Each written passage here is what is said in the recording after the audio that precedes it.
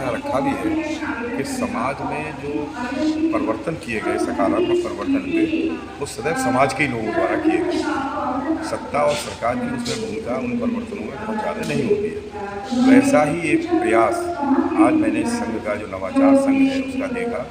अध्यापिकाओं ने अपनी रचना के रूप में जो पाठ्यक्रम की प्रस्तुति की है, वो इतनी सरल और सरस है कि जो छोटे बच्चे हैं उनको निश्चित ही वो याद हो जाएगी, उनकी स्मृति में रह जाएगी। तो ये जो सकारात्मक प्रयास है, ये पाठ्यक्रम को बच्चों को सुगमता से याद रखने के लिए किए जाने वाला मेरी दृष्टि में भागीरथ प्रयास है।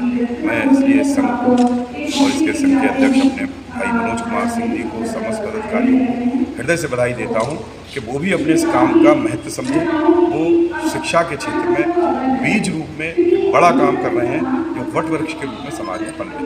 सर, एक नवरात्रि की शुभेच्छा। नवरात्रि के तो पूरे व्रत चल रहे हैं हमारे, और हाँ, नई नवरात्रि की सबको शुभकामनाएं।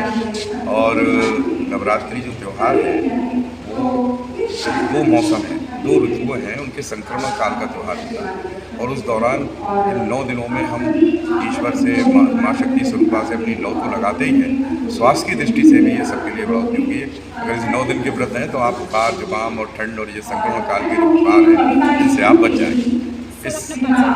हाँ, परिचय तो आप लीजिए तो ठीक रहेगा। राज्य सूचना आयुक्त उत्तर प्रदेश। आज शैक्षिक नवाचार काव्य संग्रह पुस्तक लोकार्पण एवं विमोचन पुस्तक लोकार्पण और सम्मान समारोह का जो आज का कार्यक्रम आयोजित किया गया, उसमें हमारे राज्य सूचना आयुक्त माननीय स्वतंत्र प्रकाश गुप्त जी के द्वारा पुस्तक का लोकार्पण किया गया। इस काव्य संग्रह में 50 जो हमारे साथी हैं उनकी कविताओं का संग्रह किया गया है, और अच्छी तरह से सरल भाषा में जो विषयगत कविताएं हैं उनको उसमें स्थान दिया गया है, ताकि बच्चों को आसानी से समझ में सके। तो कितने जिलों से लोग आए हैं? लगभग 50 जनपद से। और सर, आज जो है पुस्तक कहाँ से लोगों को सम्मान? ये चाहे वो आपका मिर्ज़ापुर हो मिर्ज़ापुर है, बरेली है, शाहजहाँपुर है, मेरठ है, लगभग 50 जनपदों के साथ ही आए हैं। ये जो पुस्तक विमोचन का क्या संदेश है? पुस्तक विमोचन का संदेश है कि बच्चों को जो विषय के जो कठिनाई जो होती है बच्चों को, तो कविता के माध्यम से बच्चों को जानकारी दी जाए। कविता जी जी। नवरात्रि के शुभ संदेश।